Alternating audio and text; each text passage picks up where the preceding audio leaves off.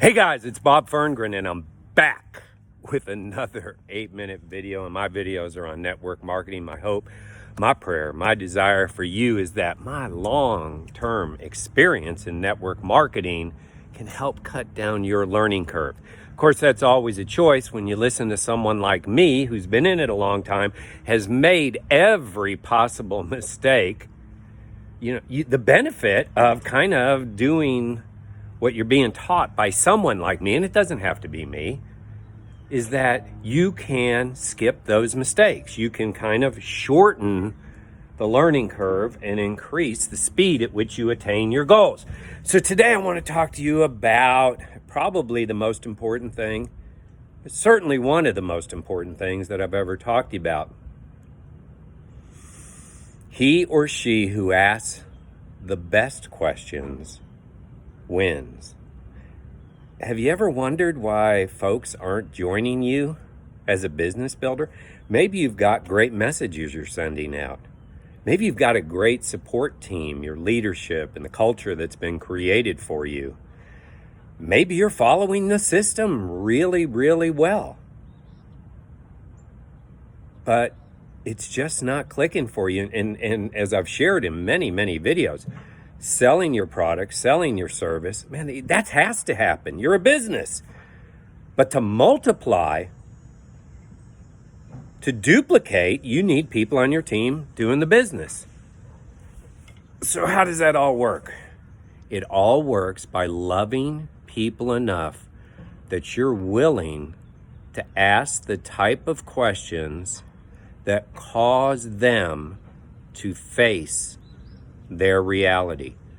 You know, when someone faces their reality, maybe they get a horrible diagnosis from the doctor, rather. And, they have a choice then, to make lifestyle changes, to get back on track, right? If they don't, well, that was kind of up to them, wasn't it? That was up to them. When your boss comes to you and says, look, your performance is lacking in these areas, and they're specific, and they care about you enough to point it out, kind of dig deep to see if there's any issues there, and you're physically capable of achieving the job that's required of you, you either make the necessary changes or you go get terminated. It's the same thing in this business, guys. If you want people to join your team as business builders, you've got to become a professional. And if you were to go to a financial planner, any type of financial support person, you wouldn't just walk in their office and they would say, okay, sign up here and give me a bunch of your money and I'll invest it. You would run out of that office. If you walked into the doctor's office and you said you're not feeling good, and he said, okay, take these pills, and he hasn't asked you any questions, why am I taking these pills? Why would I wouldn't do that. Would you do that? How about you folks who really care about how your hair looks? You move to a new town, and so you're going to get a haircut. You're all excited to meet this person that's been recommended to you, and you sit down, and without asking you a single question about what you want, they start cutting your hair. You'll say, "What? Stop! What are you doing?" Well, guys, how the heck do you think anyone's ever going to join your business by you just saying, "Hey, would you like to make some extra money? Sure, sign up and join these groups, and I'll introduce you to some other folks." That isn't going to cut it. You see, the truth is, people need to know that you care. And you know how you care? You ask questions, rather. And you listen. You don't listen waiting to respond. You listen like you care about the person, genuinely care. So, here's the questions that I ask when either I'm personally prospecting or I've been used for third-party credibility. I suggest you not only practice these, but you use them. Yeah, sure, put your own personality spin on it. But you know that when someone is interested in income, that's a big, big deal. It's not just sign up and start selling some products, right? unless they understand what they've gotten themselves into. They're not going to do that, okay? What they're going to do is respond to you primarily and how much you care about them because of the questions you asked. So, after maybe some small talk, so I understand you're interested in extra income. Is that correct? Did you see what I did? I shut up. Yes, I am, they might say. Great. How much money a month would make a difference? Help you guys out. Now, the responses you're going to get are, I don't know, anything will do, or possibly some very specific dollar amount. So, first one says, I don't know. Well, then I have a follow-up question. So, let me ask you this. Are you current with your bills? Are you paying all of your bills on time? They say yes, great. Do you have any debt in your life? Now, listen, I'm here to help them, so I'm going to be specific. Is it credit card debt? How much credit card debt do you have? What about student loans? So I'm going to be very, very specific. See, I love them enough to ask the tough questions. No one's asking them these questions. So now we've identified that, yeah, they do need some extra money and they do have some debt.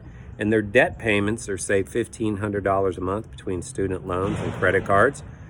And so you're telling me that $1,500 a month is what you're currently paying in your interest and debt payments, interest and principal. Is that correct?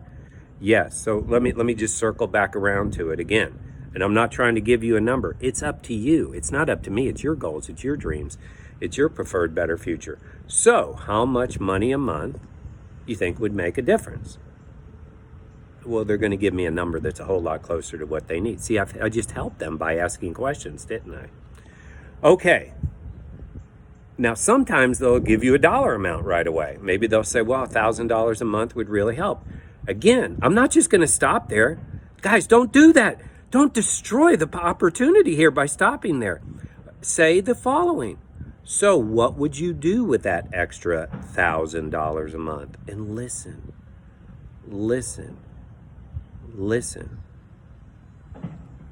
Are you interested in extra income? How much money a month would make a difference? What would you do with it? And now, so let me ask you this question. Why would you even decide to put extra time in to working a home-based business that's done primarily from the smartphone? Why would you do that? Because you've been in debt for a while. Why now? Boy, that's really an uncomfortable question, isn't it? But you see, you're helping them. You're helping them. And you're listening for a why. Well, like I just told you, I have $1,000 a month. Right, but we'll get that paid off eventually. So when that's paid off, what does your life look like? When your debt's paid off, what does your life look like? Did you see how I took them on a journey? It was a little tough, but I just brought them to a place and they begin to feel what it's like. What if that debt was paid off? What would my life feel like? The last question, and then I'll wrap this up. You'll love the bow I'm going to put on it. So if I could show you a plan through consistent effort done from home, primarily through your smartphone, is that something you would like to know more about? You see what I just did? I just put them in a position of them saying they're interested in learning more. Okay, so that's all the stuff that happens in the seen world. Let me tell you what's happening in the unseen world. Remember, we're trying to affect their brain and their belief system. When you're asking these type of questions, what happens is their brain begins to process because they haven't been asked these questions. No one loves them enough to ask them these questions, to interrupt their life long enough. They begin to think, well, wow, what if I could earn that extra $1,000 a month? Wow, what would that feel like to have that pressure off? How cool would that be to really be in control of my finances? You've just given people hope. Not by you telling them a single thing, but by you asking questions. So much more on this to come. Practice those questions. You'll see amazing breakthrough. Hey, let's go.